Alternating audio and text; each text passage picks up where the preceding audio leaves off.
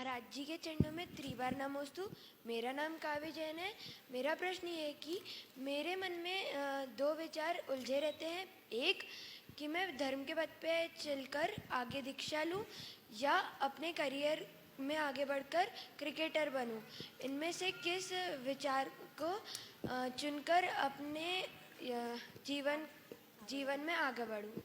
ओ, बहुत अच्छा सवाल है। मन में आता है कि मैं दीक्षा लेकर के मोक्ष मार्ग में लगूं और दूसरी तरफ आता है कि क्रिकेटर बनूं। मैं तुमसे ही एक सवाल करता हूं, मुनि बनने की इच्छा क्यों होती है या क्रिकेटर बनने की इच्छा होती है, वो क्यों होती है? माइक पे बोलो। आपको देख के मुनि बनने की इच्छा होती है। हाँ। और MS धोनी जैसे बड़े क्रिकेटर को देख के क्रिकेटर बनने की इच्छा होती है। बहुत सुंदर, बहुत सुंदर। और मैं इसी जवाब की अपेक्षा रख रहा था। अगर मुझे देखकर मुनि बनने की इच्छा हो रही है तो तुम मुनि मत बनना। मैं बात कह रहा हूं, बहुत गहराई से सुनना।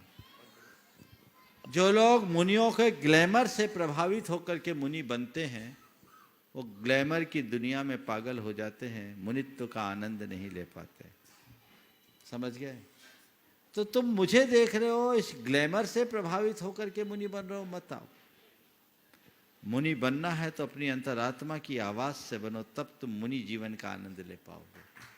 समझ गए? ये विडंबना है कि बहुत आए तो लोग केवल ग्लैमर से प्रभावित होते हैं।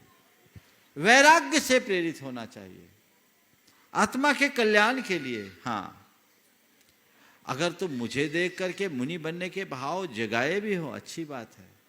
तो कुछ समय गुरुओं के पास आओ, उनसे सीखो, समझो, सानिध्य में रहो, अपने जीवन को पहचानो जैसे मैंने पहचाना।